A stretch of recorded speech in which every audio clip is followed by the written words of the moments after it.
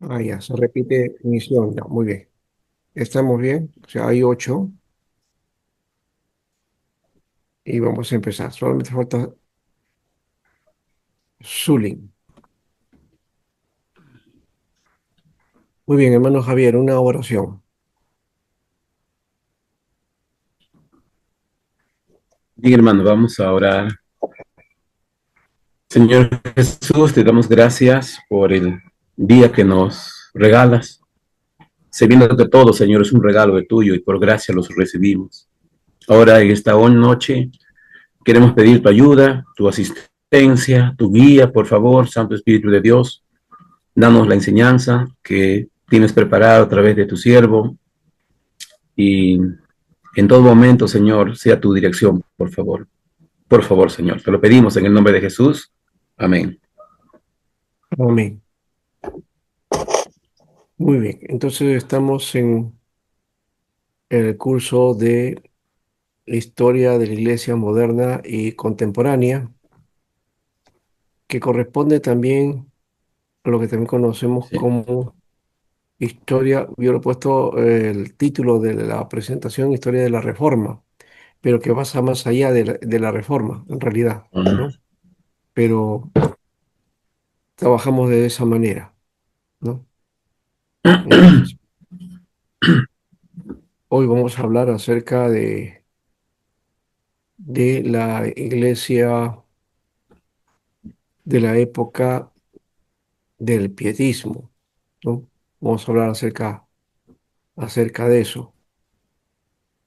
Déjeme un momentito solamente encontrar esta parte y ya se los paso, ¿no?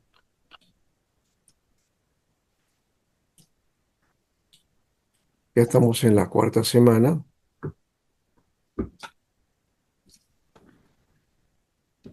y en esta cuarta semana entonces estamos, como decimos, dentro del plan. Vamos a ir por acá.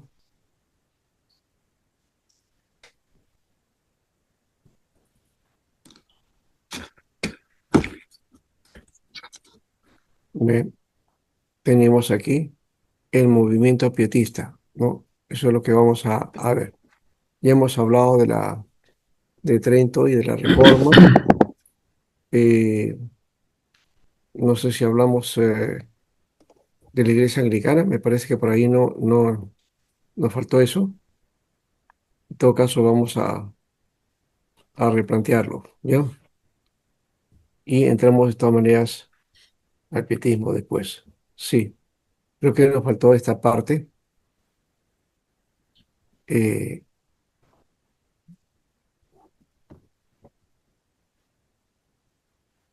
Vamos a mirar el progreso del protestantismo primeramente y luego ya lanzamos los demás, ¿ya? Voy a ir entonces por aquí.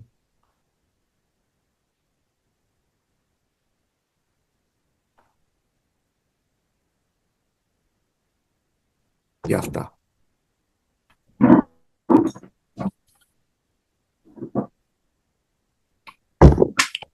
Creo que tenía que hacer una tarea, ¿me acuerdo? ¿O no?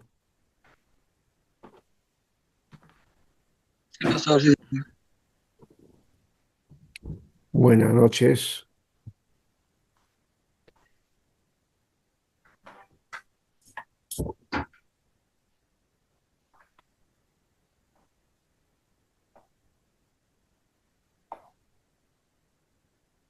Hay algunas cosas creo que no hemos mencionado, me parece. ¿Ya?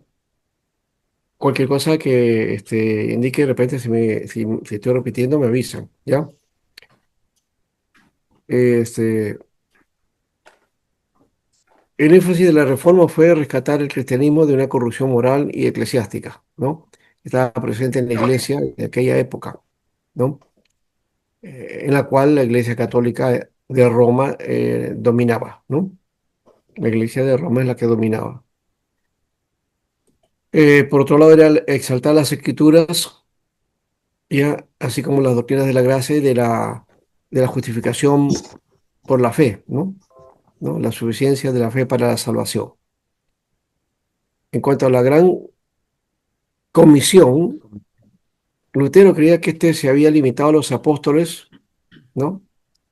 Y, y ellos solamente Sí. eran los que tenían que realizar esta tarea. En cambio, Zwinglio y Calvino creyeron en la responsabilidad misionera, ¿no? Ujú. Pero esta realizada mediante el apoyo de las autoridades civiles, ¿no?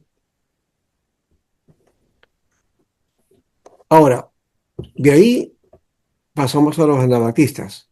Creo que los anabaptistas no los hemos tocado, ¿verdad? ¿O sí? No, ¿Recuerdan? pastor, no, no, no, todavía no, no se ha ampliado. No hemos ampliado esta parte, ¿ves? Sí. Ujú. Entonces, sí. Quiero ver, ¿se escucha muy bien? Sí, pastor.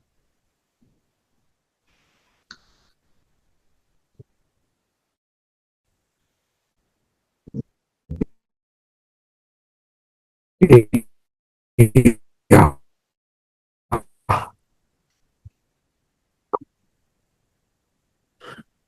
Sí, estoy haciendo el cuidado del audio. He visto que cada sesión el audio se me baja. Sí, sí, Y tengo pastor. que ponerlo en alto. Lo he puesto en alto, está en 86. Voy a ponerlo en 86 90. todavía. No, igual sigue 90. muy alto. Es muy Sí, alto. sí, pero ¿se escucha o no? Sí, pastor Mayo que estoy con audífono. Le escucho No, no, no. Mira, los audífonos más bien no me funcionan. ¿Ya? No, no, yo como paro con audífonos Ah, para escuchar bien en clase y ahora usted sube su volumen de su audio, suena ah. fuerte, como yo estoy más pegado en los audífonos. Pero ya me sacaré.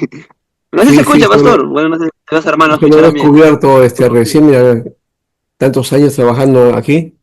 Y recién me he dado cuenta de ese detalle, ¿no? El sábado tuve un problema con audio y todo el mundo me decía que no me escuchaba, yo seguía la clase nomás y descubrí esta parte que ¿saben cuánto tenía? Estaba en 30, ya. Entonces es muy bajo. De razón que no se me escuchaba, pues. Por más que yo hablaba fuerte, no, nada, nada. Ahora sí, ahora puedo hablar bajito inclusive, no pasa nada. Ya.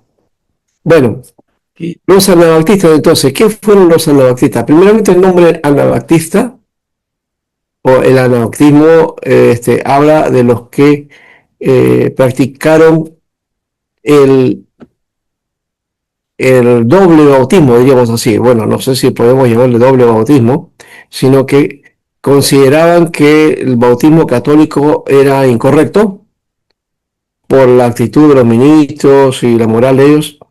Y entonces, todo creyente que dejaba la iglesia, entonces, y entraba dentro del movimiento anabaptista, tenía que bautizarse de nuevo, ¿no? Así que anabaptismo significa eso, bautizarse de nuevo, o mejor dicho, rebautizarse, ¿no? Por eso anabaptismo o anabaptis significa rebautizo, ¿no? Ok. Rebautizo. Y entonces creían en el rebautizo. Eran radicales de la reforma, ¿no? Como en todo movimiento, siempre hay radicales. Aquí encontramos a los eh, radicales de la reforma, que son entonces los anabaptistas. Ellos creían en que la reforma de la iglesia debería ser mucho más profunda de lo que habían hecho Lutero y Zwinglio, ¿no? Eh, entonces, el detalle era que en cuanto al bautismo, dice que ellos bautizaban pues a personas que habían sido bautizados de niños, ¿ya? Y ahí está la palabra, son rebautizadores, ¿no? Nunca hubo una comunidad homogénea que pudiera identificarse como anabaptistas, pero también hay que reconocer que esta característica anabaptista es la que va a desarrollar dentro de la iglesia evangélica, aunque un movimiento, no haya un movimiento específico que se llamase anabaptismo, ¿no? Hasta ahora no existe ninguna iglesia que se llame así, anabaptista. ¿ya? Creo, me parece. Lo que hay es bautistas y las iglesias evangélicas que son anabaptistas en su mayoría, ¿no? Casi el 99% de las iglesias evangélicas son anabaptistas o practican el anabaptismo. ¿Esto qué quiere decir? Que desconocen el bautismo que ha sido hecho cuando el creyente era niño, ¿no? Y solamente aplican el bautismo para adultos, ¿no? Y adultos que han hecho su confesión de fe. Esta palabra se refería a los diversos grupos que concedían importancia al bautismo de los creyentes y a la necesidad de un cambio radical dentro de la iglesia, según el modelo que se encuentra en el Nuevo Testamento. Por eso es un movimiento que no tenía el nombre de anabautismo, pero sí se refiere al aspecto del bautismo. Entonces, el que tenía este tipo de práctica, entonces ya tenía esa característica anabaptista, ¿no? Entonces, las iglesias evangélicas son anabaptistas, ¿no? ¿Qué más tenemos que decir aquí? Que algunos anabaptistas proclamaban la proximidad del fin del mundo y se basaban en interpretaciones de Daniel y el Apocalipsis. Indujeron a tomar las armas para exterminar a los impíos, ¿no? Esto me hace recordar que hoy hay un cierto sector ultraconservador de la iglesia evangélica que, que, que proclama esto, pues, ¿no? Esto que está diciendo que era parte del anabautismo, también hoy está vigente, ¿no? Hoy se habla mucho, ¿no? Hoy ya estamos llegando al tiempo de la gran tribulación, ¿no? Y que viene un momento difícil, se está cumpliendo el apocalipsis y qué sé yo, ¿no? Ya, eso es, y por otro lado, hay gente que se está preparando para, practicando con armas y todo, ¿eh? Ya, yo vi un documental en Texas, ¿no? Específicamente ahí, ¿ya? Un documental que fue, um, creo que fue, no sé si en Discovery o algo así, pero un canal de televisión de estos, ¿ya? Que dan documentales, ¿no? Y presentaron el caso del movimiento en Texas, ¿no?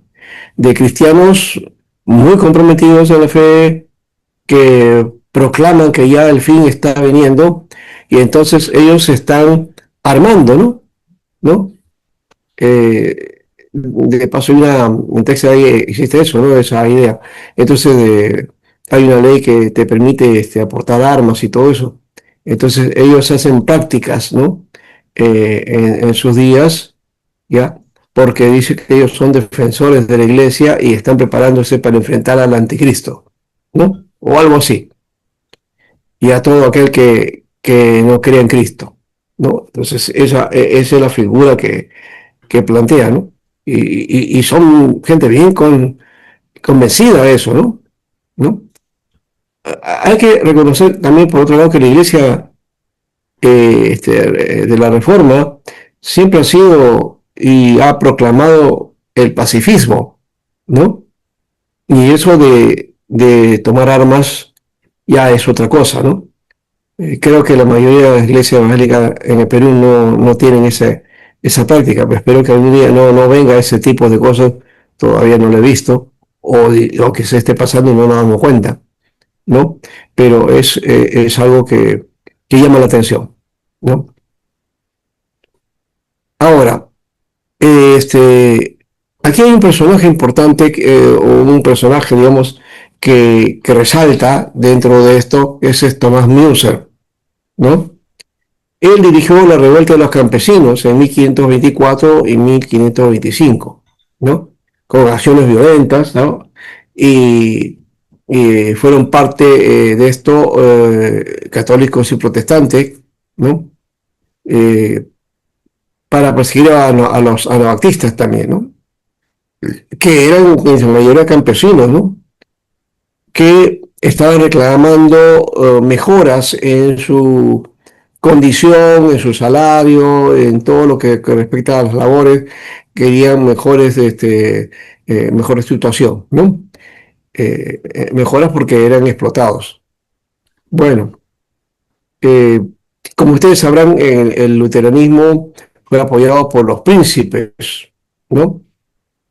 Y Lutero lo que plantea, y creo que también en alguna manera Calvino también lo tiene, era la idea de que tenía una concepción un poco predeterminista de la vida, ¿no? Entonces se creía que había gente que eran campesinos, que eran esclavos y que ellos debían de cumplir y que debían obedecer, ¿no? Porque esa era la voluntad de Dios, ¿no? No buscar reivindicación, nuevas formas digamos, que ayuden a hacer mejor su labor, pues eso es eh, rebelarse, ¿no? Contra la autoridad. Esa es la idea que tenía y por eso que él se opuso a este movimiento de Pastor, anabaptismo y de los campesinos, ¿no? Que se levantaron buscando mejoras, ¿no? ¿Y sabe cómo le llamó Lutero a esto? Le llamó a este movimiento engendro del infierno, ¿no? Sí, hermano. Javier, ¿sí, hermano Javier? ¿Me escucha?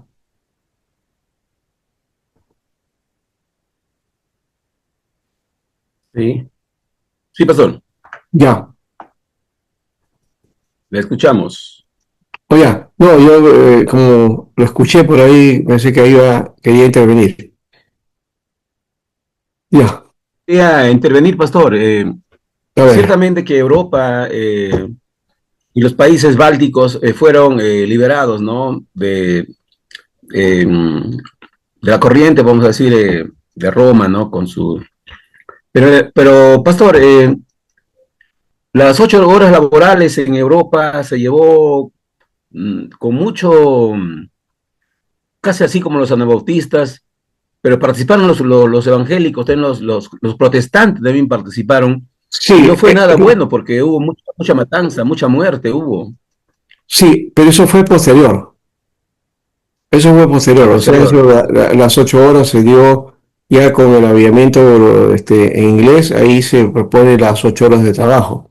Todo lo que viene a ser beneficios sociales, vacaciones, seguro, las 8 horas de trabajo, todo eso viene eh, a partir del aviamiento en Inglaterra, Pastor, ¿no? pero hay un documento que pueda sustentar que el pueblo protestante apoyó eso, pastor.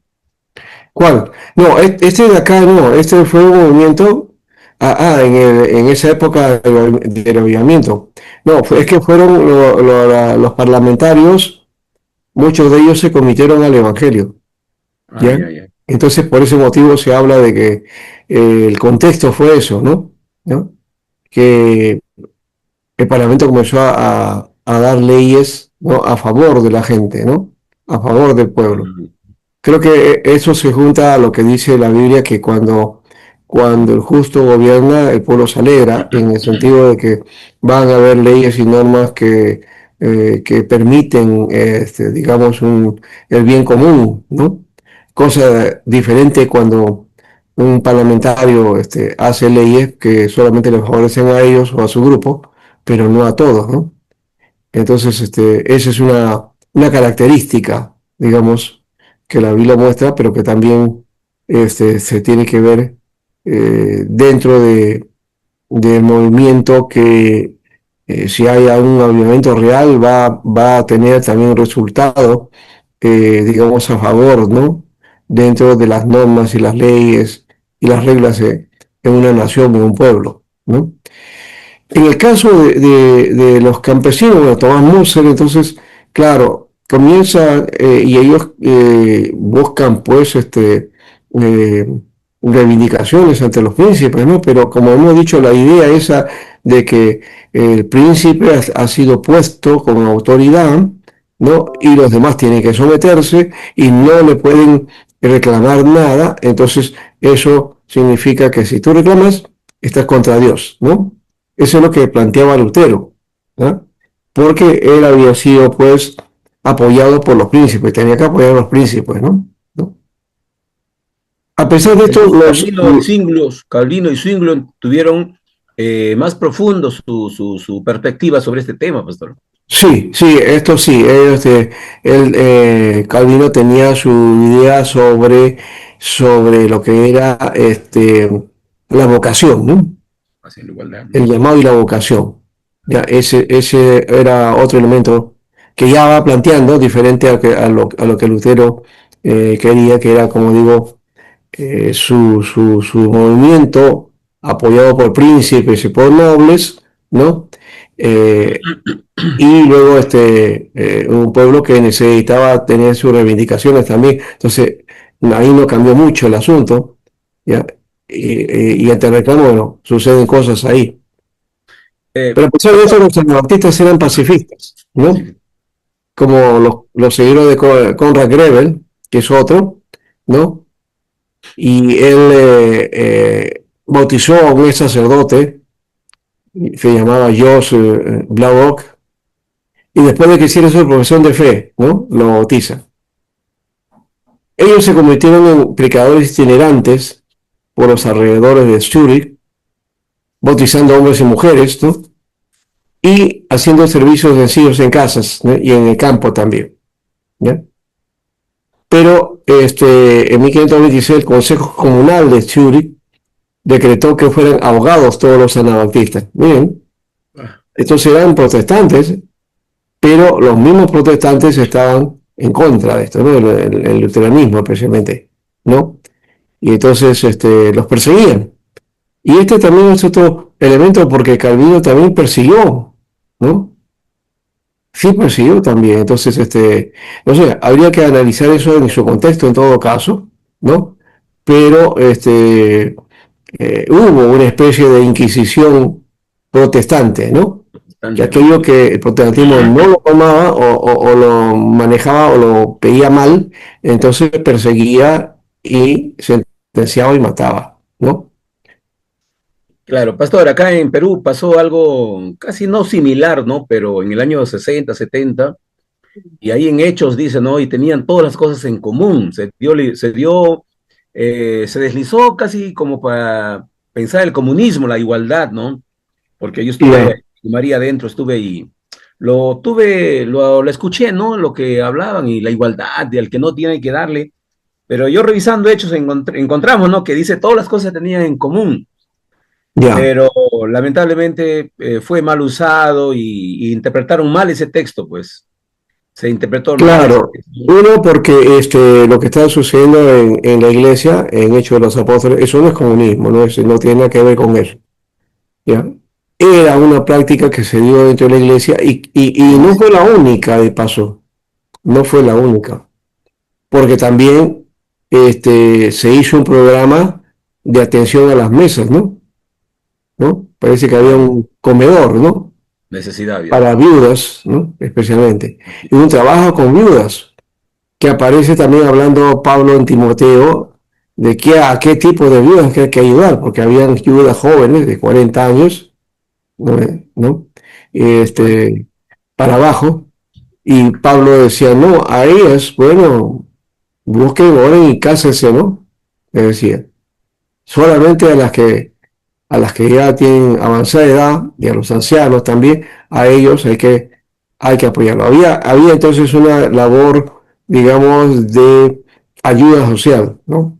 así es. Hablando en términos de hoy, ¿no? Entonces, esto sería el aspecto de solidaridad y de honrar también a los viudas y los ancianos, que eso está dentro del Antiguo Testamento, de paso. Bien, claro, sí. En el Antiguo Testamento está dentro de la Torá, está incluido ese aspecto de el cuidado a los ancianos, a los huérfanos, al Huérfanos, viudas. extranjero, ¿no? Y a la mujer. Entonces eso creo que es importante también tomarlo en cuenta y no sacarlo fuera de contexto, porque a veces se piensa que ese tipo de cosas, no, eso ya es comunismo, que es izquierda, que la iglesia no debe hacer eso. No, no, no, al revés, la iglesia sí lo hacía, y Pablo lo hacía.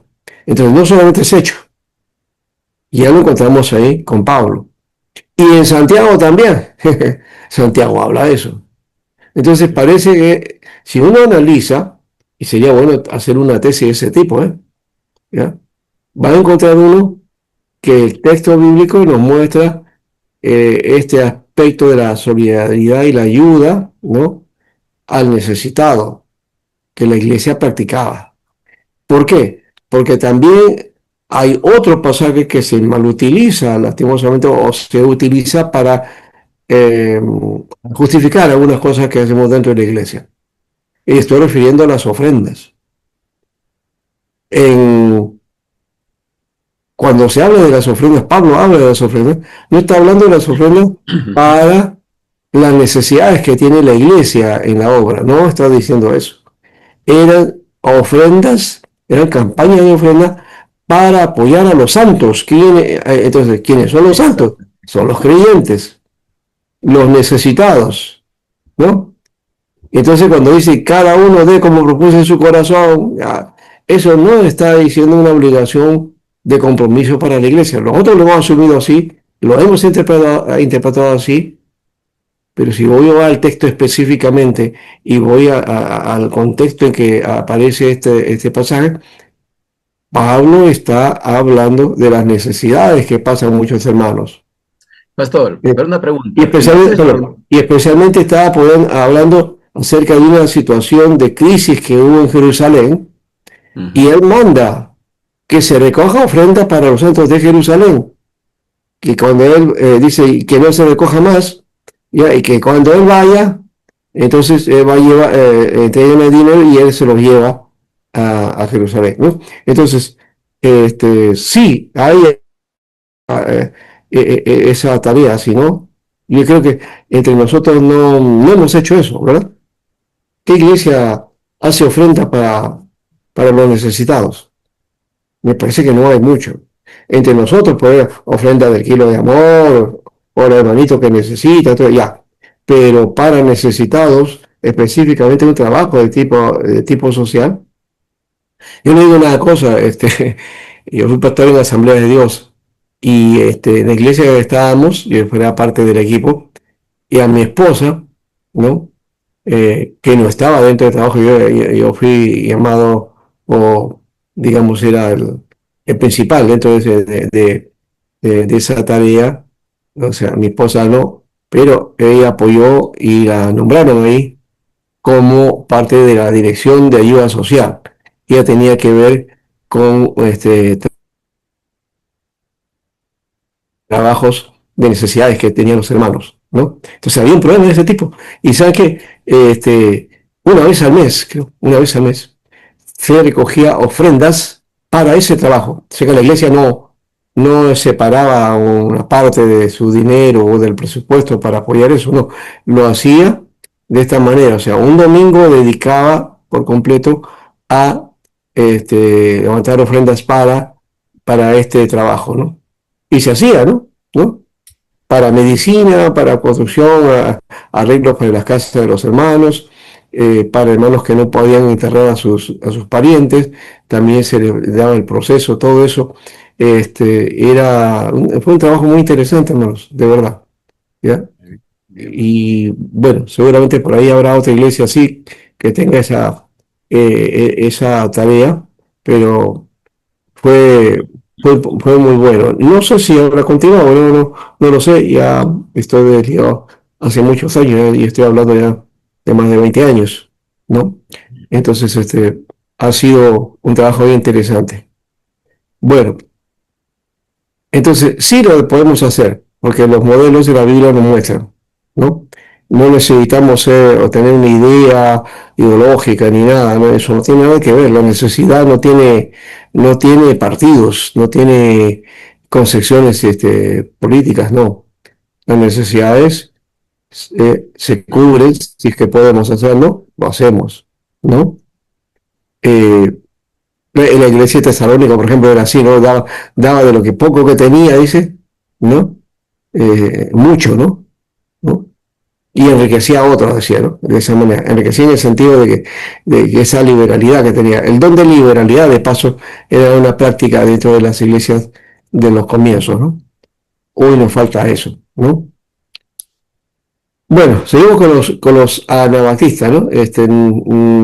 Ya sabes, cuando estamos hablando del anabaptismo, entonces no estamos hablando de un movimiento de izquierda y nada por el estilo, ¿no? Por si acaso, no tiene que ver con eso. Además, el concepto es diferente, no es en esta época del siglo XVI, no existía ese pensamiento y tampoco existía en el primer siglo, así que no podemos hablar nunca de que ahí en esa época se practicaba tal cosa o aquello que hoy día entendemos o que de alguna manera también ha sido superado. Un pequeño grupo de anabaptistas se instaló en Moravia bajo la influencia de Jacob Hunter. Estos se llamaban uterritas y creían que la comunidad cristiana tenía que moldearse según el reparto comunitario de los bienes a que se refiere Hechos 4, 32 y 35. Y se organizaron en casas hermanas, ¿no? Acá sí trataron de imitar el trabajo de Hechos 4, ¿no? De Comunidad. compartir unos a otros, ¿no? Ya. Eran pacíficos, rechazaban el servicio militar y el pago de impuestos, ¿no? Destinados específicamente a los ejercicios militares y su trabajo duro y su estilo de vida austero. O sea, el impuesto para el trabajo, para, digamos, la práctica militar, pues ellos lo rechazaban. ¿Ya? Eran austeros en la vida, ¿no? Esto los llevó a una cierta prosperidad, o sea, porque no gastaban, pues no gastaban y acumulaban o de alguna manera guardaban, ¿no? ¿No? Para entonces, en un tiempo pudieron tener ya una base sólida para invertir ese dinero seguramente y se volvían prósperos, ¿no? ¿Ya? Pero hubo otra cosa aquí, ¿no? La guerra de los 30 años, ¿ya? Desde 1618 a 1648, creo que ya mencionamos por ahí esa guerra. Han habido dos tipos de guerras de corte religioso, ¿no? Esta de 30 años y la otra la de 100 años, que en realidad demoró 117 años, ¿no? Duró 117 años de guerra religiosa. Y unido a esto son 140 años más o menos, ¿no? Y si unimos las cruzadas, que fueron 300 años más o menos, ¿no? 8 cruzadas, que más o menos un lapso de 200 años, 200, cerca de 300, ahí vamos a mirar que ha habido bastante tiempo de guerras, ¿no? Originadas por qué? Por religiosos, ¿no? Bueno, ahí viene también otro dato, que las naciones religiosas siempre han estado en guerras, ¿no? Entre la Primera y Segunda Guerra Mundial estuvieron muchas naciones protestantes, ¿no? Y también católicas, ¿no? Entonces, no hubo esa idea pacífica, ¿no? De no a las armas, que debería ser nuestra línea. Pero bueno, hoy también, pues por esto de la seguridad, se arman los ejércitos y todo eso, ¿no? ¿No? Ujú. Y estamos en una constante tensión con guerras y guerras, ¿no? Ahora, eh, entonces la guerra de los 30 años lo obligó a trasladarse a diversos países de Europa Oriental antes de emigrar finalmente a los Estados Unidos por el 1880, ¿no? Que también esas persecuciones religiosas llegaron a que la gente se fuera a Estados Unidos. Bueno, en el siglo XVIII ya ocurrió eso, ¿no? Y se fueron más o menos y fundaron esa nueva nación, ¿no? Que también hay que, claro, a veces pensamos que la idea es que Estados Unidos, digamos, se fundó como una nación protestante, que es una nación evangélica, y eso es una idea falsa, es una, eh, ¿cómo diríamos? Una idea romántica de lo que ocurrió ahí. No, no fue así. Fue más bien una nación donde el libre pensamiento y la libertad religiosa, ¿no? Ahí fuera la base para ellos. Eso quiere decir que todo el que iba allá o que llegaba a esas tierras, ¿ya? Le dan oportunidad para que, digamos, se desarrolle y también practique la fe que él quiera, ¿no? Cualquier fe o cualquier religión era bienvenida, ¿ya? Ya. Claro que mayoritariamente eran cristianos, digamos así, ¿no? Porque lo evangélico nace después, el concepto de evangélico nace después, ¿no? Pero si eran protestantes, sí, claro que sí, ¿no? Era la corriente protestante la más fuerte, pero no todos lo eran. Entonces, así se funda esa nación, ¿ya? Eh, no con la fuerza ni el dominio de un tipo de religión, ¿no? Hoy, más bien, es todo lo contrario, porque el evangelicalismo conservador está tratando de dominar en Estados Unidos e imponer su condición, ¿no? Y eso sería contrario a los principios del origen de esta nación, ¿no? Creo que no se va, no deberían hacerlo y no van a conseguir nada de esa manera, ¿no? Porque esas experiencias ya hemos visto que, en dónde derivan, ¿no? ¿Ya? Eh, bueno, ahí queda eso, ese aspecto. Practicaba entonces el bautismo de los adultos, comprendía la Sagrada Comunión como un memorial, la conmemoración, y permanecieran aislados de todos los que no compartían sus posesiones. Esto practicaba, digamos, el aislamiento, ¿no? Algo parecido, en alguna manera, sí, tiene ciertas características a ciertas prácticas evangélicas, ¿no? Es ese separatismo que hacemos, ¿no? O sea, con la gente, no, yo soy cristiano, ellos son impíos, no me junto con ellos, no tengo comunión porque la Biblia dice que comunión hay entre Dios y Belial, ¿no? No, entonces no. Ellos son impíos, nada más que un saludo y se acabó. No, es una actitud, me parece, no muy buena, porque no nos mandó el Señor a eso, nos mandó a amar al prójimo. No nos dice que ese prójimo sea de parte de nosotros o si es impío o no. No dice eso el texto. El texto dice que amemos al impío y amemos a nuestros enemigos, ¿no? Y si nuestros enemigos son impíos, pues hay que amarlos, pues no hay que dejarlos por ahí, ¿no? Sino como vienen a la salvación, como vienen al Evangelio, ¿no? Creo que ahí hay un error y que cuando salimos a predicar de esa manera, entonces la gente ya no nos hace caso, ¿no? Porque nosotros mismos hacemos una isla, ¿no? De nosotros mismos y la gente no va a querer, ¿no? Nos ven extraños en ese caso. Bueno, este, ellos, un grupo de estos daba importancia a la vida común, ¿no? Y este movimiento que fundó Menon Simon, de ahí vienen los menonitas, ¿no? Que básicamente eran anabaptistas, ¿no? Estos los menonitas, esa iglesia sí existe, la iglesia menonita, ¿ya? Y en Estados Unidos hay de esa corriente, eh, Los metodistas, llegan a señor. Estados Unidos, no sé, creo que hay un estado que básicamente tiene, donde está en este movimiento, ¿ya? Y um, estos menonitas, ¿no? Creo que ahora, no recuerdo si tienen otro nombre, me parece que tienen otro nombre también, ¿ya? Eh, Se viste a la usanza del siglo XVII, ¿no? Y no usan nada de tecnología, no usan nada de lo que hay en este momento en el desarrollo, ¿no? Hacen sus propios panes, ordeñan a las vacas, ¿no? Hacen sus propios zapatos, ¿no? Tejen los hilos, ¿no? Sus vestidos, ¿no? Se dedican al campo, ¿no? Trabajan con cosas del campo, venden ese tipo de negocios, ¿no? Pero no usan teléfono, no usan celular, no usan internet, nada que sea moderno, ¿no? Pastor, los Sí. Amish. Los Amish, así es. Amish, de los menonitas, el movimiento Amish es el más radical y el que les estoy mencionando, ¿no? ¿Ya? Hay otros menonitas que ya son mucho más adecuados. Las chicas, por ejemplo, en los Amish, pues, las mujeres usan pues, sus vestimentas largas y todo eso, ¿no? Tú ves a un menonita ahora, ¿no? Las chicas usan su jean, ¿no? ¿No?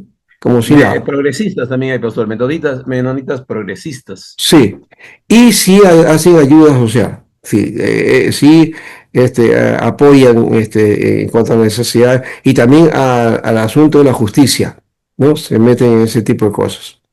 Y trabajan en el campo, pues, ¿no?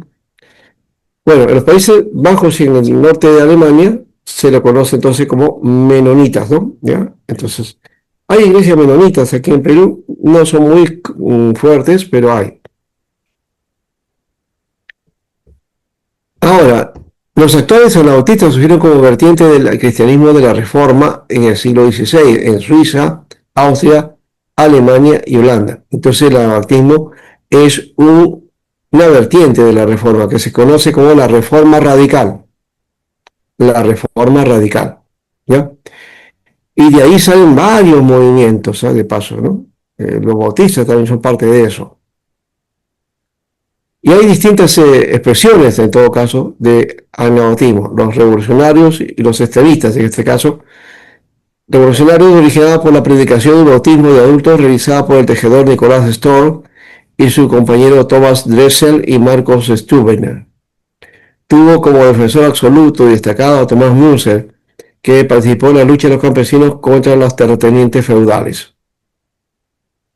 El otro modelo es el de extremistas que protagonizó el levantamiento de la ciudad de Münster, encabezado por Jan Matthäus, Juan de Leyden y propiciada por la predicación de Melchor Hofmann, ¿no? Más adelante vamos a ver Miguel Servet también en este asunto. Los pacifistas trinitarios, ahí encontramos que surge en 1525 en Zúrich, con el liderazgo de Konrad Grebel, el que ya habíamos mencionado, ¿no?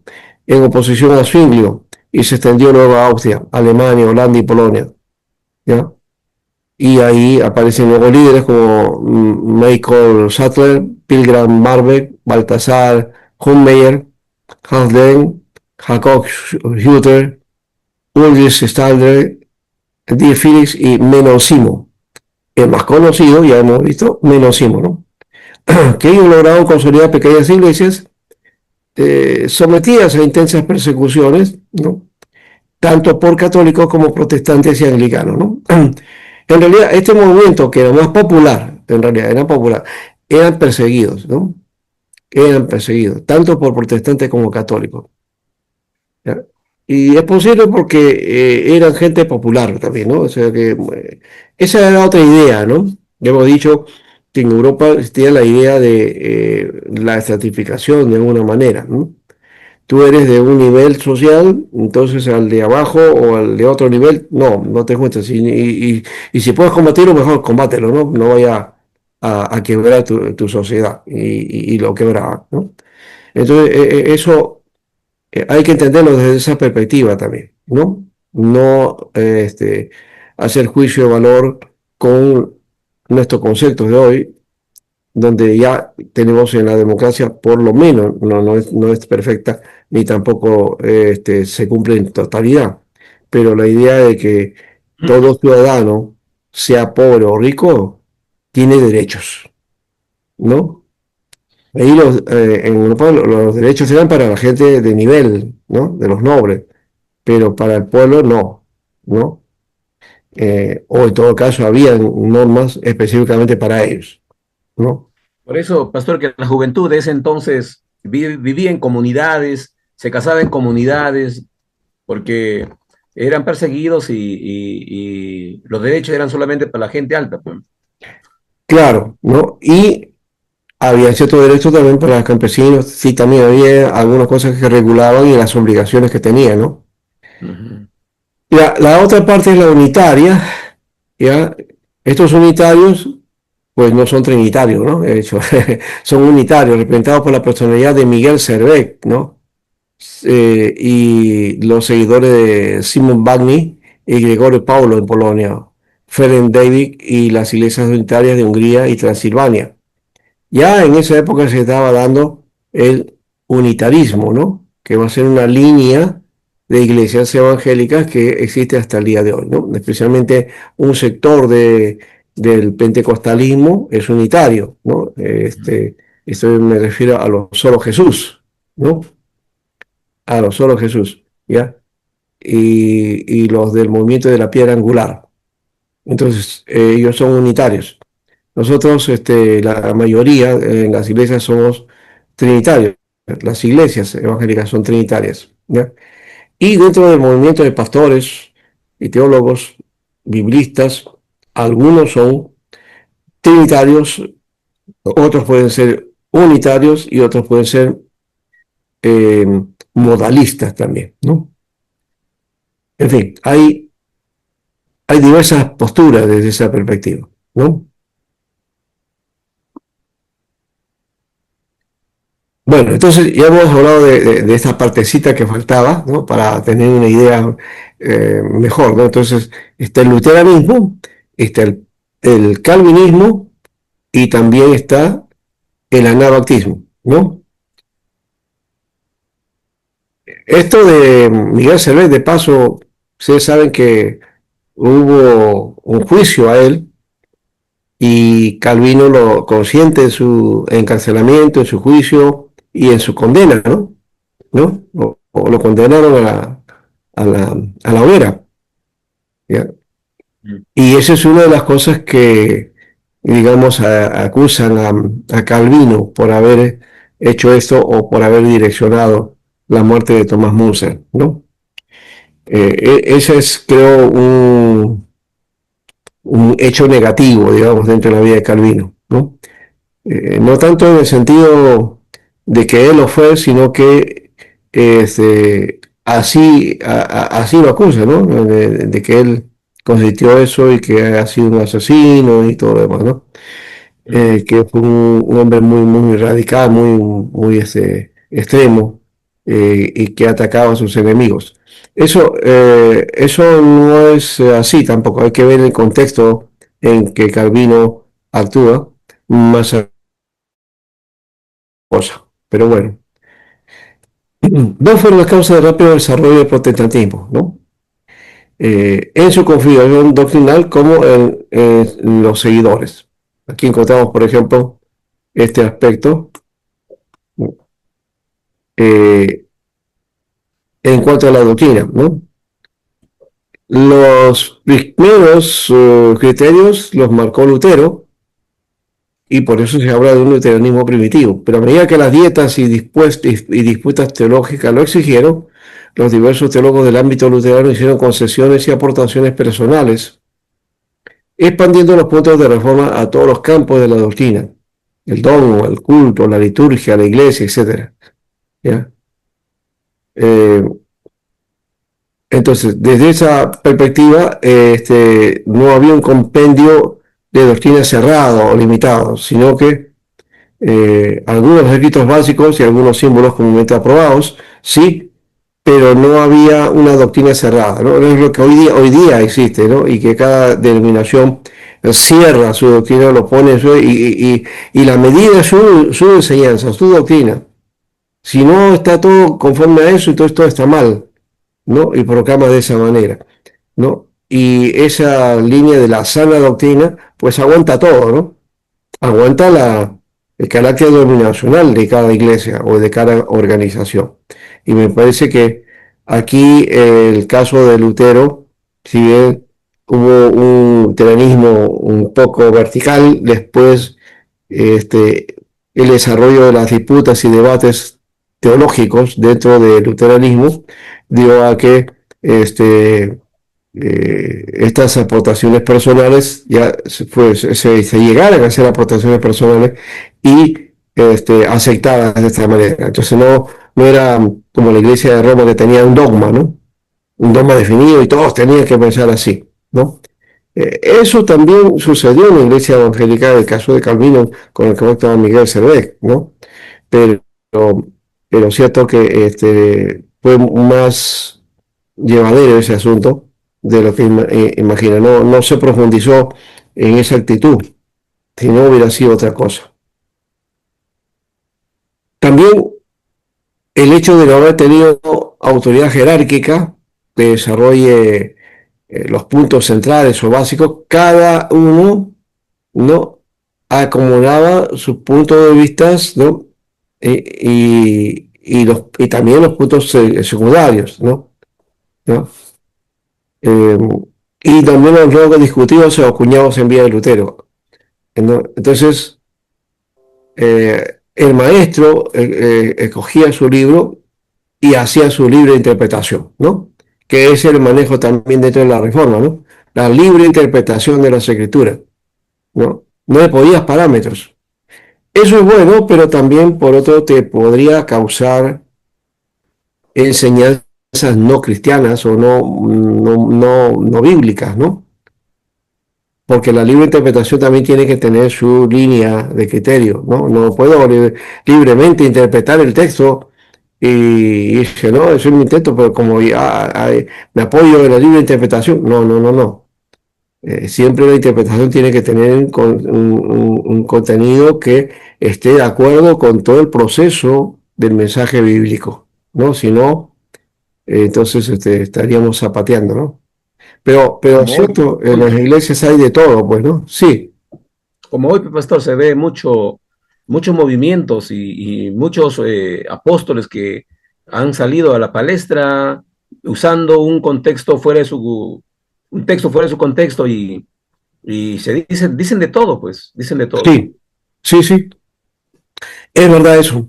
Y hasta un tiempo atrás, este tipo de movimientos causaban estupor y extrañeza en la iglesia y la iglesia las declaraba secta, ¿no?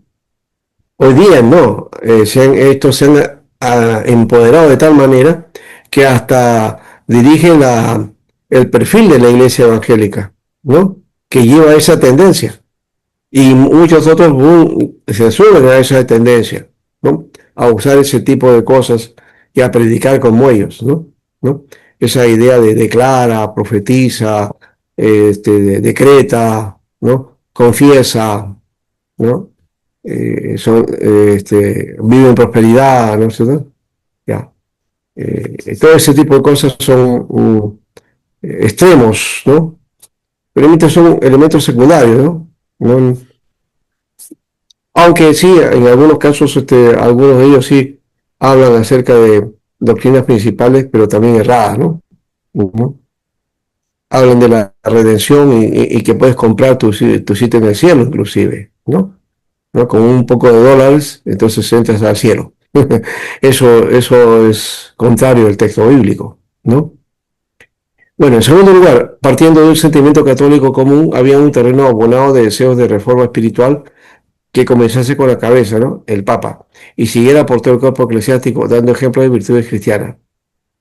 Pero este deseo de reforma no era propiamente un sentimiento popular, era un deseo razonado por los intelectuales y pedido por los humanistas, ¿no? Como el caso de Erasmo de Rotterdam. Ujú.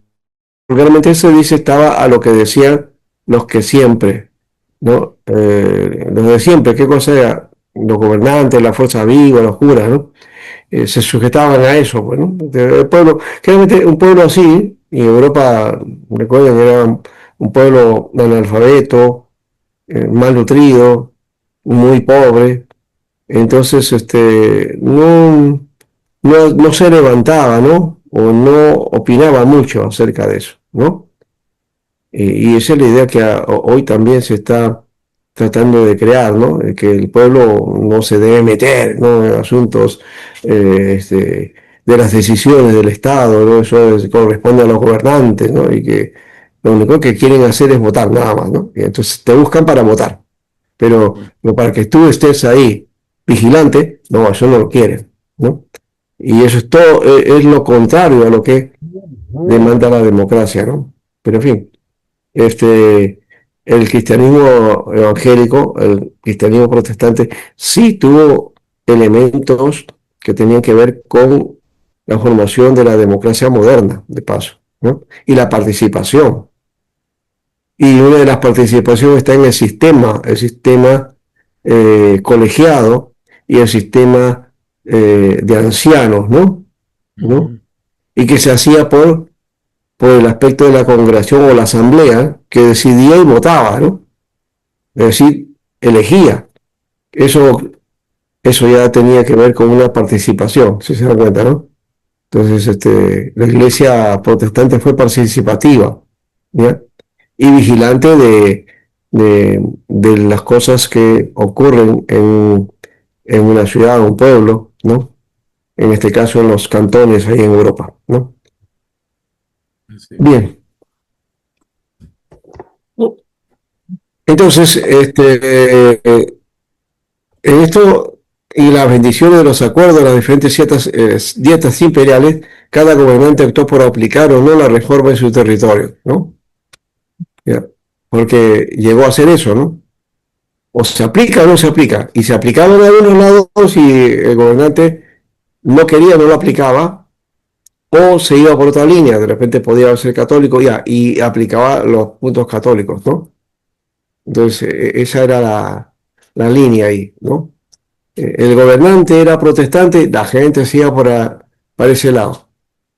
O el gobernante era católico, también se iba por ese lado, ¿no? O sea, la gente no decidía, ¿no? Sino simplemente este, desde el Estado, desde el gobierno, te declaraban, ¿no es cierto?, la línea religiosa que iba a imperar, hacia ahí se iba la gente, ¿no?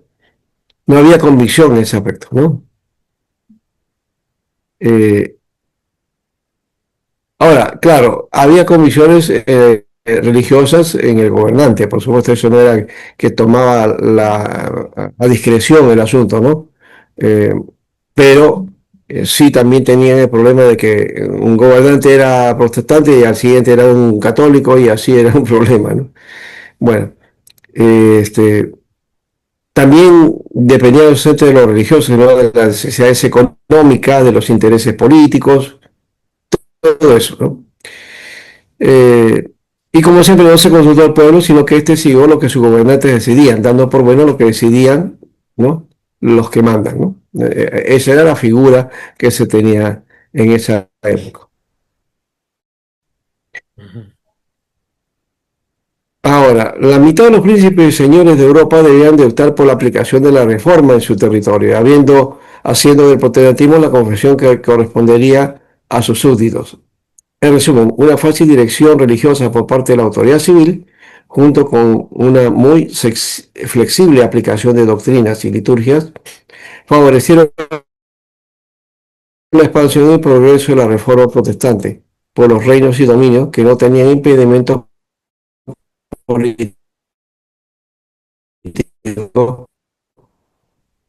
Fueron más tolerantes que los católicos, ¿no? El protestantismo tuvo sus cosas, ciertamente, ya hemos dicho, pero sí eran mucho más,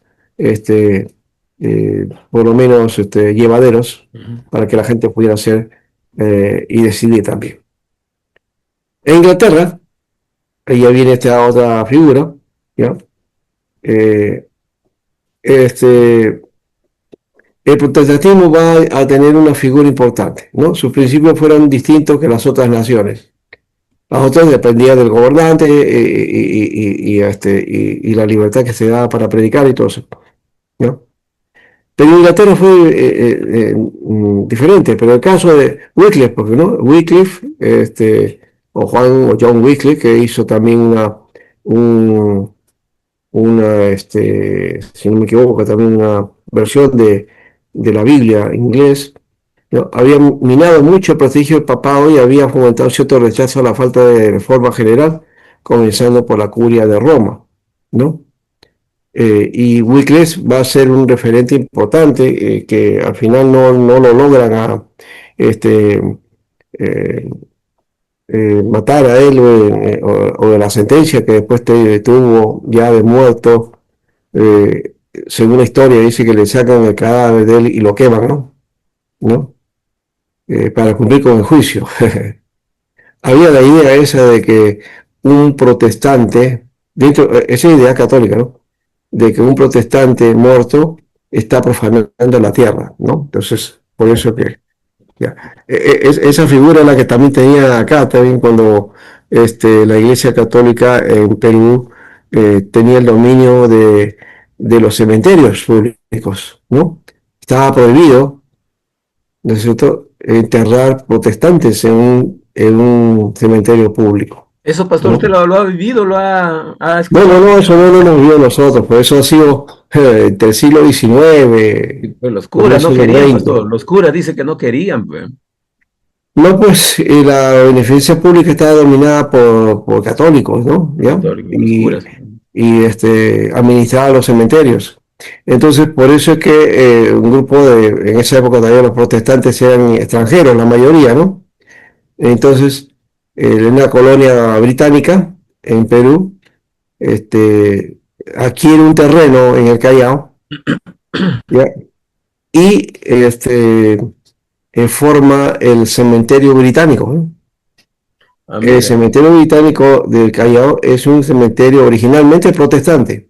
Era Ah, ya, ya. para protestantes, sí. Acá en Barranca, Pastor, hay un cementerio chino. Y Ah, toda podría ser, la sí. colonia china, tú vas a ver ahí, parece de película. Tiene incluso trabajo en escultura. Chinos son. Ah, mire. Sí, Eso me muy hace acordar al cementerio judío en Iquitos. Iquitos tienen un cementerio de judíos, es bueno. para judíos. ¿Eh? Ah, mira. O una zona para judíos, ¿no? Interesante. Bueno, en Inglaterra entonces, eh, se dio entonces este aspecto, ¿no? Y Wycliffe fue uno de los movimientos ahí. Pero los primeros pasos para la reforma, este, no, no fue por iniciativa de la Iglesia, la jerarquía católica o atacar eso, no era. Las presiones reformistas habían llegado hasta el rey de Inglaterra, ¿no? Quien deseaba también un concilio de reforma general. Parece que tenía esa idea, pero por otro lado tenía un problema personal y también de la corona, de hecho, también, ¿no? ¿Ya? Que tenía que ver con el heredero, ¿no? O su futuro Pues, heredero. no había ¿Ya? heredero. No tenía, pues, ¿no? No tenía. Entonces, eh, todas estas cosas afectaron y precipitaron la reforma, mejor dicho, el inicio de un cambio que podía llamarse reforma, pero que no tenía definidas sus características. O sea, lo de Inglaterra no ha sido una reforma. Yo no hasta ahora no me atrevo a decir que hubo reforma en Inglaterra, ¿no? Me parece que fue más un asunto de convenio político y la Claro. imposición religiosa del rey, en este caso, de una situación personal que tuvo que vivir, ¿no? O que se tomó como base, ¿ya?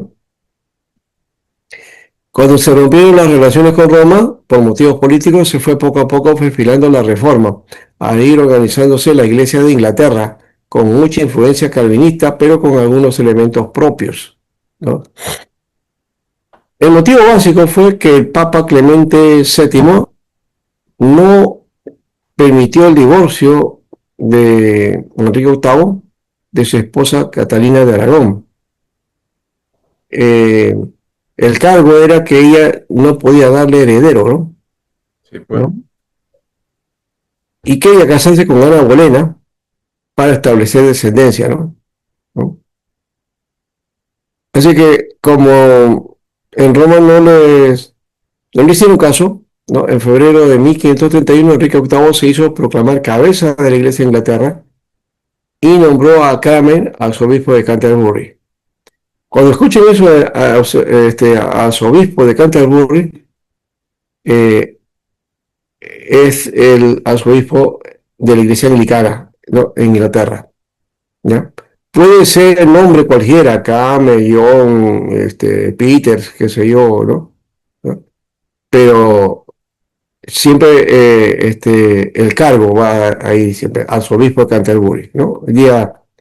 El arzobispo de Canterbury está ahí en la iglesia anglicana como cabeza de la iglesia, aunque la cabeza de la iglesia en realidad es el rey, ¿no?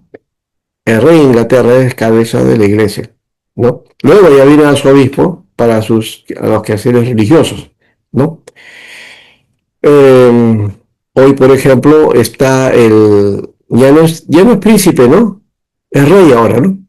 El rey Carlos III, creo que, ¿no? ¿No? ¿No? Sí, bueno, así creo que se llama el rey de Inglaterra ahora, ¿no? El príncipe Carlos, ¿no? Que ha llegado a ser rey, ¿no? Entonces él es la cabeza de la iglesia, ¿no? De la iglesia anglicana, digo. Bueno, El Papa lo amonestó, por supuesto, ¿ya? Carlos III. Pero instigado por Cromwell y Cranmer, en enero de 1533, Enrique VIII realizó públicamente su matrimonio con Ana Bolena, la cual le dio a luz una hija, quien fue la futura reina Isabel I. Esta Isabel I, por si acaso, es, después va a haber otras mujeres también y va a aparecer Isabel II, que fue la reina que estuvo hasta hace poco nomás, ¿no? ¿No? Ella murió y su hijo Carlos es el que ahora ha asumido el reinado, ¿no? ¿Ya?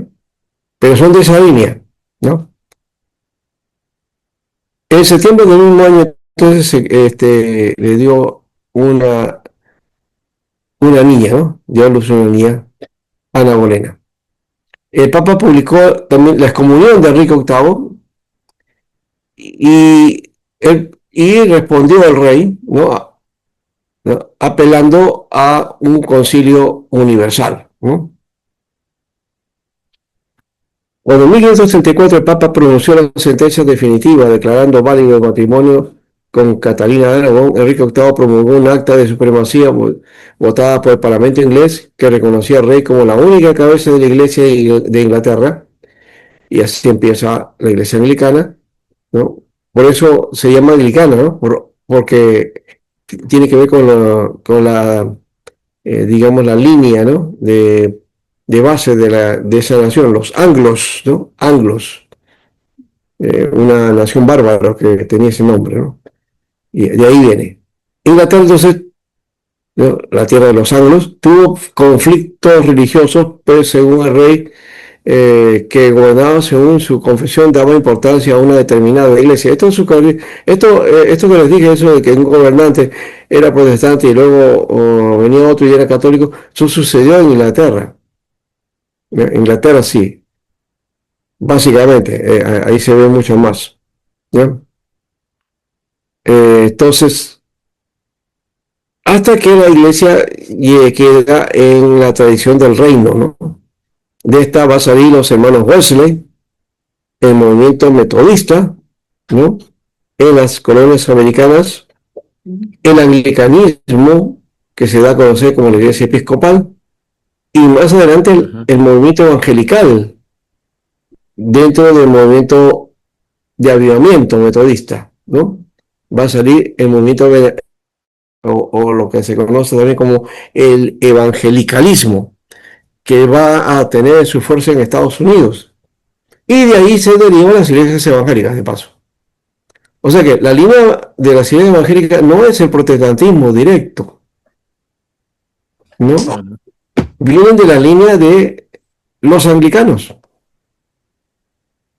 que ante la historia le llamamos protestantes, pero yo no lo veo protestante, o sea, no, en algunos principios sí, pero no, protestantes no era. Para mí, en un momento, ya eso creo pasó, pero para mí lo veía de esta manera, ¿no? Como un movimiento híbrido, que tenía características protestantes, pero también tenía características católicas, ¿no? Y que eso es lo que envuelve después a la iglesia anglicana como una característica particular en Inglaterra, ¿no?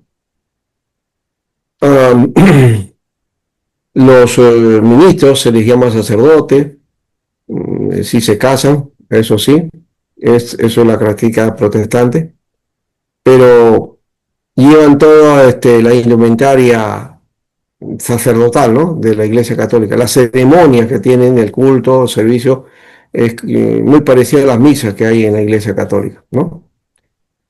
Entonces uno va fácilmente a ir a una iglesia episcopal y va a encontrar al pastor con su vestimenta ahí, ¿no? No sé si, a ver, vamos a ver si puedo por ahí tener la foto de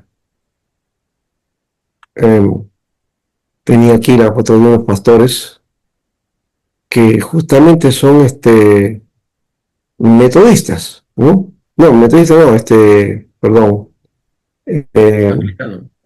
episcopales, episcopales, ¿ya?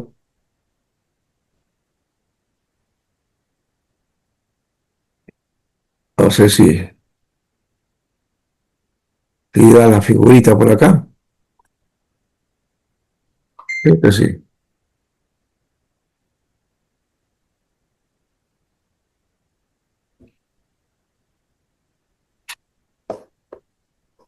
Que era un pastor episcopal que ya falleció, ya murió, y que había invitado a otro en Estados Unidos, ¿no? Y este pastor, que era de la Alianza, lo invitaron a predicar ahí, pero para predicar en esa iglesia tenía que ponerse toda la vestimenta que correspondía, ¿no? Porque si no, no podía haber predicado, ¿no? Y celebraron la Santa Cena y todo eso, ¿no? Vamos a ver si agarra ahora.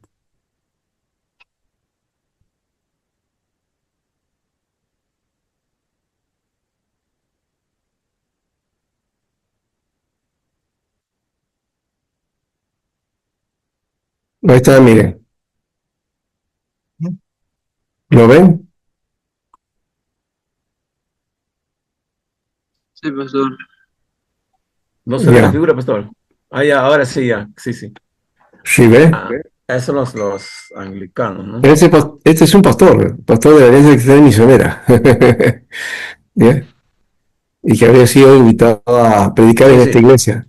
iglesia episcopal. Y Pero aquí ellos está, se ¿ves? casan, pastor, ¿no? Ellos se casan. Sí, mira, acá está, ¿ves? Este es el pastor principal de esa iglesia. Es el que les dije que ya falleció, ¿no?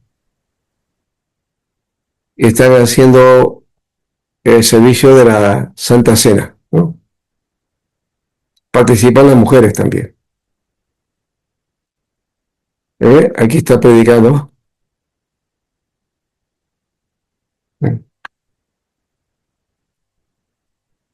Bueno, ya creo que esa es la única foto, me parece, sí. Pero ya nos da la idea, ¿no es cierto?, de cómo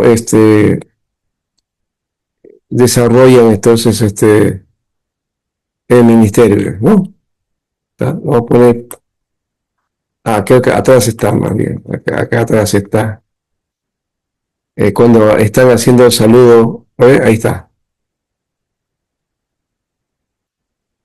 al término de la iglesia, están saludando y se ponen a la puerta, como es una característica ahora, ¿no? El pastor se pone a la puerta para saludar a los hermanos, ya, y ahí está. ¿Qué le parece eso? Ahora no mucho es eso, pastor, ¿no? Ahora creo que el pastor nomás espera al último en salir. Creo. Él es al último en Sí. salir y ya toda la congregación sale. Pero ahí creo que es el pastor daba la iniciativa, digamos, de salir de la iglesia. Creo. Ah, bueno, esa es una forma, pues ya. No es la única, porque también la iglesia de hoy tiene por ejemplo, yo tengo, en la vez cuando fui presidente temporal de la iglesia Vida Eterna en Ventanilla, yo iba a hacer los, las ceremonias del bautismo, este, la Santa Cena y algunas predicaciones también, ¿no? Entonces, también tengo algunas fotos mías así. ¿No? Así que no estamos tan lejos tampoco, ¿no? ¿No? Yo voy a ver cómo lo encuentro por aquí. Si lo encuentro, se los paso a ustedes ahí para que lo vean. Que también, entonces, si lo hemos practicado en algún momento también por aquí. ¿Ya? Y el uso del cuello clerical también, que no es muy común entre nosotros, pero que sí se da, digamos, en el espacio, ¿no? Dentro de la hipercristopea no usamos mucho eso, ¿ya? Sí lo utilizan otros movimientos, ¿ya? He visto que algunos presbiterianos sí utilizan el cuello clerical, ¿no? Pero entre nosotros no mucho, ¿no? Am, a ver si encuentro por aquí. esas fotos donde estamos, tengo varias fotos de esas épocas y de la Cristo P también, ¿no? Ya la encontré, vamos a ponerla. Voy a ponerla acá, mejor. Y ahora lo voy a compartir.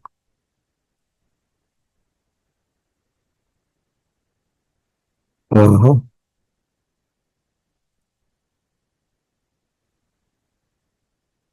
Ahí está, miren.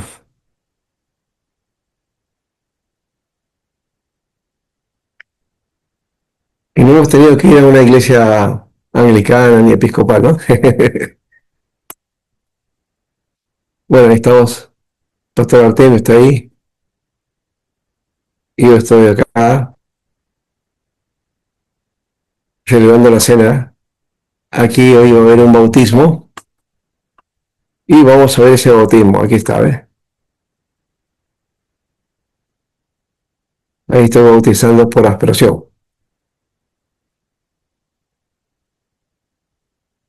Ujú.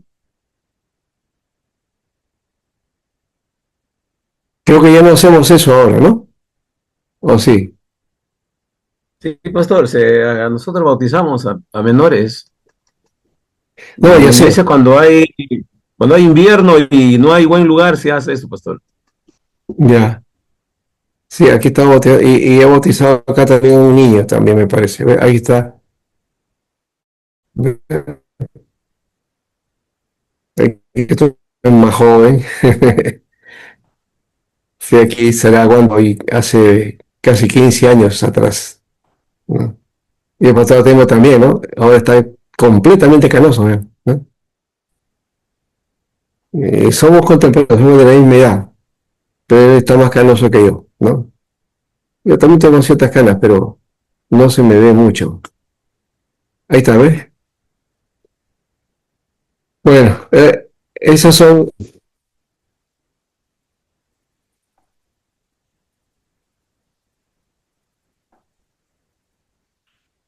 Ah, miren quién está por acá. Ya. Pequeñita, esta pastora Nina.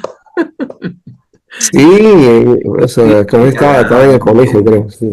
Ahí está el hermano Carlos también. El hermano Carlos cuando ahí creo que tenemos estaba a Ah, pastora Nina, todavía hermano Carlos de caramba. atrás del pastor Alberto. Estaba ya aquí estoy yo. presbítero, ya Carlos ahí. Ajá.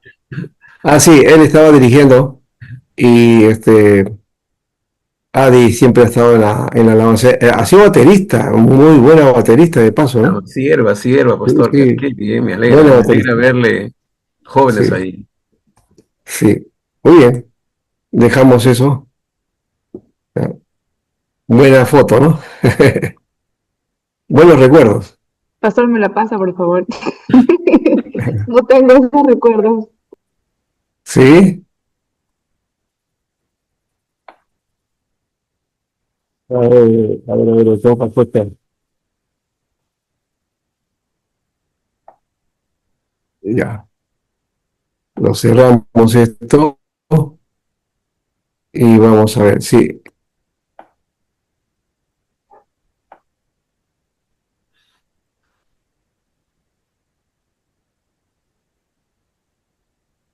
Ujú.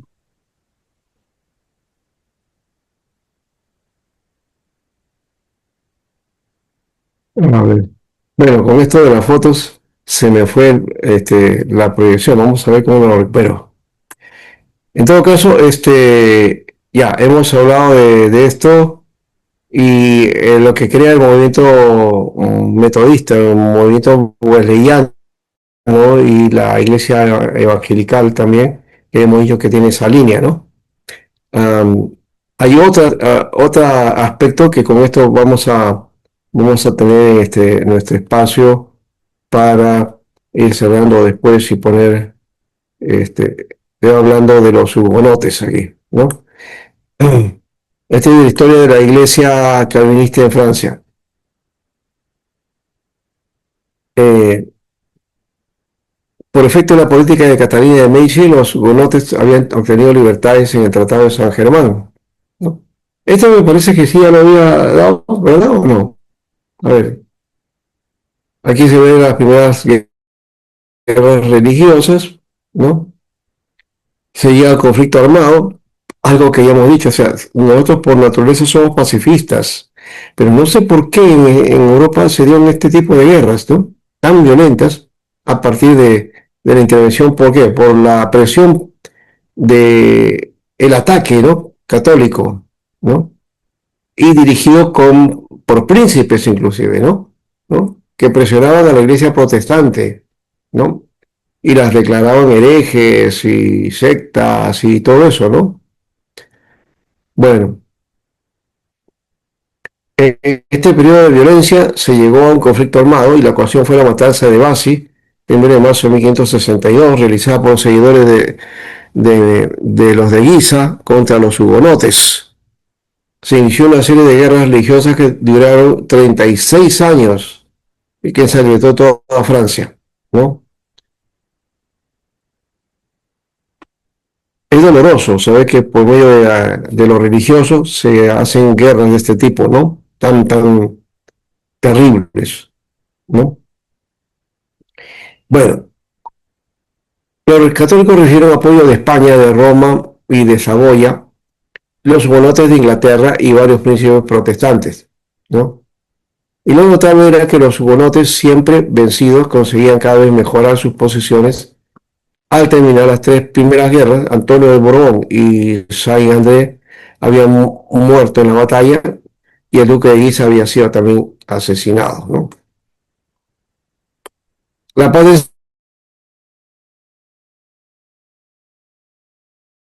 que eso terminó, ¿no? Ya terminó la lucha, pero y conseguía las libertades a los hugonotes, ¿no? Excepto en París y en la corte, ¿no? Y la entrada en los cargos públicos y 4 plazas fuertes. Fue de los hugonotes que tenía que completar y por eso hicieron un pacto y se quiso firmar con un matrimonio, ¿no? El matrimonio de la hija de Carlos IX con Margarita de Valois con Enrique de Borbón, Enrique de Navarra, ¿no? Y en esta ocasión, en agosto de 1572, esto fue en París, ¿no? Y ahí se llegó a un acontecimiento que la verdad fue muy lamentable, muy terrible. Así como hablamos de matanzas hoy día, ¿no? Las matanzas que han habido aquí en Perú, lo que está sucediendo en estas guerras que dicen ser guerra y no son guerra, ¿no? Esto es lo de Gaza. Y en fin, es terrible eso, pero también ya ha ocurrido el tiempo atrás y es penoso. A esto se conoce como la noche de San Bartolomé, ¿no? Eh, Ahí fue asesinado el príncipe Coligny y millares de hugonotes, ¿no? Porque fueron invitados y los hugonotes fueron pues, inocentemente, ¿no? Ya estaban libres, estaban en la relación de poder ejercer su fe y todo eso. Y esto fue Así es. una emboscada terrible. Toda una noche de sangre, pastor, toda una noche. No solamente fue una noche, fue porque varios días llegaron, ¿no? Pero fue sí, empezó una noche, ¿no? Y esto fue una lucha por el poder religioso en lugar de ideas, ¿no? En vez de buscar debates, de hacer diálogos, encuentros, pues se definió por una lucha por el poder religioso, ¿no? Y no estaban preparados por los hugonotes, ¿no? No tenían armas, no tenían nada, ¿no? ¿Cómo defenderse, no? Fue una masacre. En efecto, ante el prestigio que iba obteniendo el almirante Coligny ante Carlos IX, Catalina de Medici temió ser eliminada y decidió acabar con él. O sea, fue una mujer la que provocó esto. Curioso, ¿no? Ella decidió y entonces empezó la matanza. Con Enrique de Guisa, ansioso de vengar la muerte de su padre, intentaron un golpe de mano el 22 de agosto. Pero habiéndole salido mal y teniendo la venganza de los hugonotes, lograron atraer al rey a sus ideas y en la noche de San Bartolomé del 23 al 24 de agosto de 1572, promovieron una matanza general en la que mataron pues al príncipe Coligny y a una multitud de seguidores hugonotes que habían acudido para la boda, ¿no? Bueno, quizás esto es un error, decir que eran todos los hugonotes, ¿no? Que esa noche se acababan con los hugonotes y que desaparecieron los hugonotes. Pero posiblemente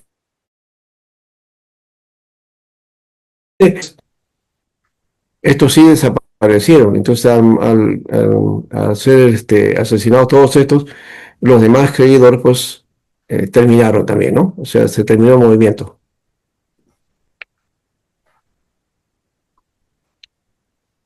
Ve, la misma matanza se efectuó en las provincias durante 2 días siguientes, ¿ve? O sea, por eso digo, no fue entonces una noche solamente, ¿no? Enrique de Navarra y otros se escaparon porque juraron la confesión luterana, ¿no? Y es claro que el motivo fue enteramente político o personal. Toda la ambición de Catalina de Médicis, ¿ya? Y por esto la responsabilidad principal recae sobre la reina y sobre el duque, ¿no? Y el rey fue más bien un juguete de ellos, ¿no? Sin embargo, el asesinato en masa excitó más las pasiones, por lo cual estalló la guerra, ¿no? Eso provocó, entonces, este fue, digamos, el detonante para la guerra de 30 años, ¿no? De la que hemos estado hablando. Los hugonotes quedaron debilitados políticamente, pero no vencidos. A partir de esta situación, el protestantismo nunca pudo triunfar en Francia. Y esto sí puede ser una especulación, o no sé, pero se dice que el Papa realizó un Te Deum, ¿ya? Una acción de gracia por la desaparición de este movimiento hereje y su extirpación de Francia, ¿no? O sea, en la Iglesia Católica pues estaban contentos por la matanza, ¿no? No sé si esto tiene algún parecido o alguna coincidencia, ¿no? Bueno, parece que las historias se repiten, ¿no? En contextos diferentes y en épocas diferentes, pero se repiten. Diferente, pastor, en épocas ¿Ah? diferentes. Mira, ahorita no, pastor, ayer había un bombardeo, ¿no? Y han tocado a países que nada tienen que ver en el conflicto y ya lo afectaron ya. No, Y estamos en suspenso, pastor. ¿Qué puede pasar? Las países árabes cada vez más están, ¿hasta dónde soportarán? No sé, pastor. Dios sabe lo que puede pasar. no sé. Hay intereses políticos ahí, de hecho, ¿no? Sí, pastor. Y económicos también. Bueno, Amén. ya. Creo que ahí tenemos esto. A, a los principios de la Contrarreforma Católica, que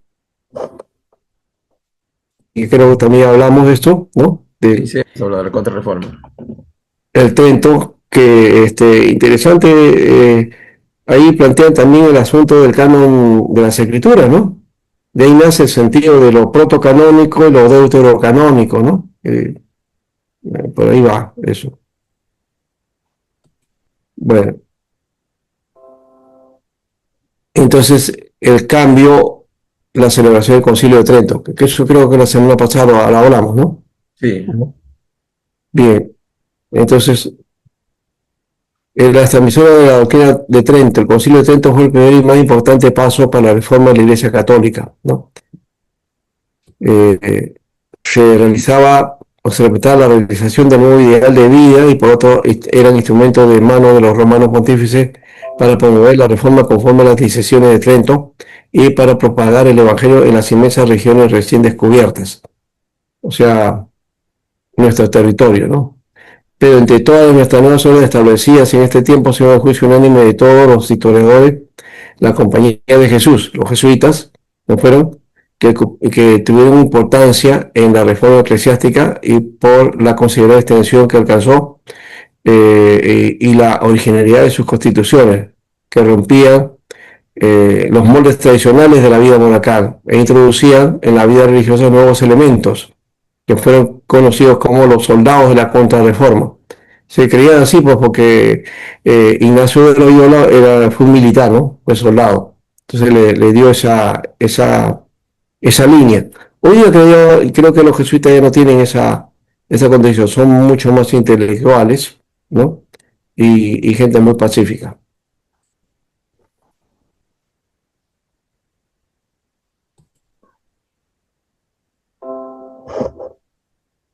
Bueno, el fruto de la primera etapa de la vida fue el librito de los ejercicios espirituales, porque también fue un místico, ¿no? Por eso también lo declaran santo, ¿no? Con los nuevos ideales de perfección conseguidos en Manresa, emprendió una peregrinación a la Tierra Santa. De vuelta de Jerusalén, convencido de la necesidad del atleta, asistió en Barcelona, constando de 33 años, a las clases de gramática, estudió filosofía y teología en Alcalá, Salamanca y París. Y aquí tenemos las guerras políticas disfrazadas de religión, esta guerra de los 30 años que hemos dicho también, una guerra europea, ¿no?, que se dio entre católicos y protestantes, ¿no? El motivo fue la disputa entre las potencias europeas por conseguir una situación de equilibrio, o bien en el caso de otras, por conseguir una situación de hegemonía. Aquí está la Casa de los Habsburgo y la Casa de Austria, que eran católicos, y la guerra de los 30 años acabó con la paz de Westfalia y la paz de los Pirineos. Los conflictos tienen que ver con esto, ¿no? Se dividen en tres partes, en cuatro etapas: la revuelta de Bohemia, la intervención danesa, la intervención sueca y la intervención francesa, ¿no?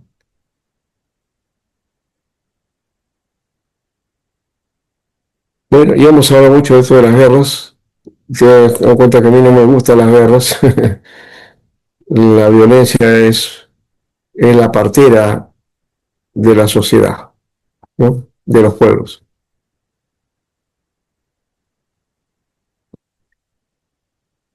Bien. Los orígenes de esta guerra fueron políticos y religiosos. El gobierno de Bohemia había una comisión mal vista por los protestantes, a los que quiso impedir la construcción de templos. Y algunos señores protestantes fueron a Praga a pedir explicaciones y arrojaron por la ventana a dos consejeros imperiales y a su secretario. El conde de Thorn, jefe protestante, formó un ejército e hizo frente a los imperiales. Bueno, había mucha violencia, ¿no? Un contexto de violencia muy fuerte, o sea, agarrar y tirarlos por la ventana. Y había que ver esta ventana si estaba en un primer piso o estaba en qué, ¿no? Y las casas, los palacios eran inmensos, ¿no? ¿No? Arrojar a una persona por la ventana es cruel. Fernando II, de la Casa de los Habsburgo, se hizo coronar rey en 1619, no tratando de demostrar que su aspiración era hacerse del imperio un estado austriaco, hereditario y católico. Bohemia se opuso a eso, ¿no? Y el Papa y los reyes de Polonia y de España ayudaron al emperador con tropas y dinero, y Bohemia fue sometida. Los protestantes hallaron ayuda en Cristian IV, rey de Dinamarca, que tenía intereses en el imperio. Pero a su vez Fernando II lo encontró en Alberto de Wallenstein, que puso a su disposición un ejército de 50.000 hombres. Bueno, esta es una cuestión a la gana, ¿no? El intento de Fernando de cambiar la constitución en provecho de los Habsburgo tropezó además con la oposición de Gustavo de Suecia, que marchó sobre Viena y llegó a entrar a Nuremberg, muriendo en la batalla de Lutzen, luchando contra Wallenstein. Entonces Richelieu creyó deber oponerse a su vez a las pretensiones de Habsburgo, y Francia entró en la guerra. Organizaron 5 ejércitos que conquistaron Artois, Artois sería, Alsacia y Rosellón. La lucha se extendió a Portugal, Cataluña, Saboya, Piamonte, pero el principal campo de batalla fue Alemania. Dice aquí que muchos de los contemporáneos ya no eran religiosos, indudablemente muchos, sobre todo los súbditos de soldados, estaban convencidos de estar librando una guerra por la verdad, por la libertad de las conciencias, por la libertad religiosa, ¿no? Sin embargo, analizando geográficamente y políticamente el mapa de Europa del siglo XVII, se puede apreciar lo que hoy denominaríamos intereses estratégicos geopolíticos. Algunos territorios de Europa habían dado el paso desde la era medieval hasta la moderna, constituyéndose en estados modernos, ¿no? Estaba Francia, Inglaterra, España. Bueno, dejamos esa parte de la historia y viene la expansión misionera, ¿no? Ya en el siglo XVI. Y esta expansión que lleva inclusive hasta América y el Oriente. Para conocer el movimiento religioso del siglo XVI y primera mitad del siglo XVII son de gran interés los esfuerzos hechos en Oriente por la unión con los católicos y los que hicieron los protestantes para atraer a las iglesias orientales. También el empuje misionero de católicos en el siglo XVI se explica desde las nuevas misiones de Oriente que se hicieron esfuerzos para estrechar los lazos con los diversos núcleos cismáticos. Otros territorios continuaron en plena época feudal y de modo especial los que estaban sujetos al ámbito del Imperio Germánico, en Alemania. Ahí se dio hasta esa época todavía el Imperio Carolingio, ¿no? El Sacro Imperio, el Sacro Imperio Germano se llamaba en realidad, ¿no? Estos príncipes, señores feudales, vasallos del emperador y directores del mismo, deseaban dar el paso definitivo a la modernidad, quitándose el,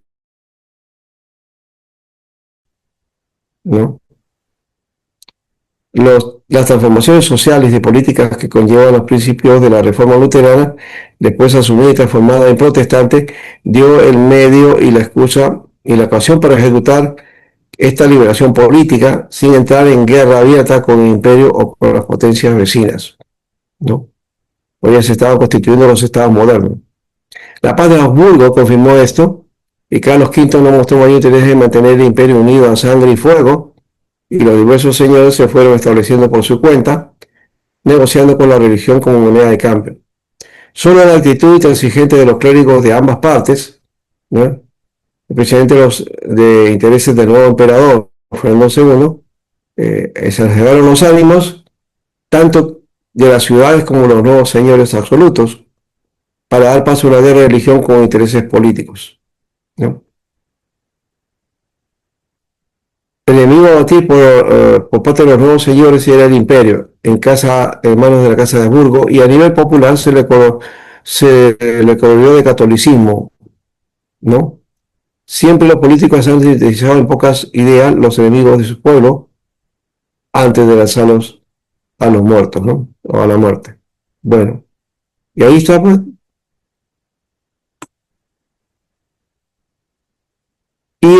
Y aquí está la defensa de los príncipes y la orientación de sus conciencias. Como consecuencia de la lucha religiosa, la guerra de los 30 años, el papado perdió una buena parte de prestigio, tendencias también representadas en absolutismos, por ejemplo el de Richelieu y su sucesor, el cardenal Mazarino, en Francia, fomentaron una guerra tenaz e intensa contra el poder pontificio, al paso que el Estado se elevaba a un esplendor nunca visto, ¿no? Se puede afirmar que en general los papas de este periodo, ¿no?, supieron hacer frente a esta situación, ¿no?